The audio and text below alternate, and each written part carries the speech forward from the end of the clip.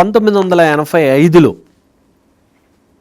Hindustan steel వర్క్మ్యాన్స్కి సంబంధించిన case.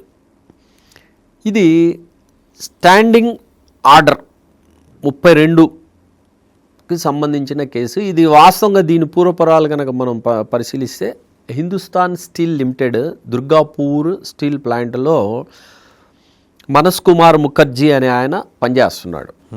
ఆయన 1970లో ఆ కంపెనీ వాళ్ళని ఆయన ఏం చేశారంటే ఏ విధమైనటువంటి విచారణ లేకుండా, ఎంక్వైరీ లేకుండా, కారణాలు చెప్పకుండా ఉద్యోగం నుంచి తొలగించారు.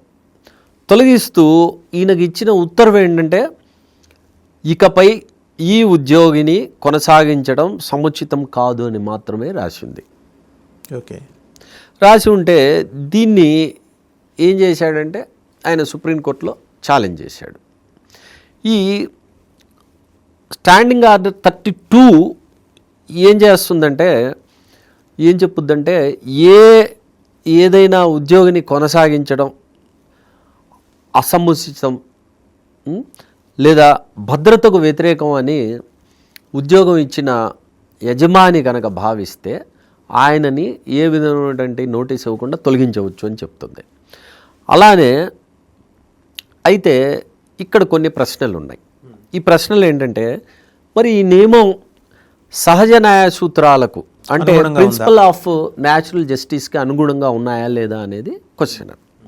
ఈ క్వశ్చన్ వచ్చినప్పుడు సుప్రీంకోర్టు ఏం చెప్పిందంటే ఈ నిబంధన చెల్లదు, ఎందుకంటే ఇది సహజ న్యాయ సూత్రాలను ఉల్లంఘిస్తుంది. ఒక వ్యక్తిని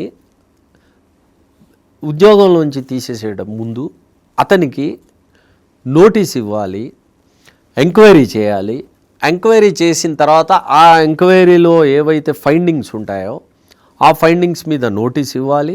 నీ మీద ఇవి ఆరోపణలు జరిగాయి, దీని మీద ఎంక్వైరీ జరిగింది, ఈ ఎంక్వైరీ జరిగిన మీద ఇవి తేలాయి, దీని మీద నువ్వేం చెప్తావు అని చెప్పి అతనికి షోకాజ్ నోటీస్ ఇచ్చిన తర్వాత దానికి జవాబు తీసుకుని దాని తర్వాత తొలగించడం చేయాలి తప్పనిచ్చి ఏదో ఒక 32వ నిబంధన ఉంది స్టాండింగ్ ఆర్డర్ అని చెప్పి తీయడానికి వీలు లేదు. ప్రాపర్ ప్రొసీజర్ని ఫాలో అవ్వాలి, ఎంక్వైరీ చేయాలి, ఎంక్వైరీ చేసి మాత్రమే ఉద్యోగిని తొలగించగలుగుతారు అని.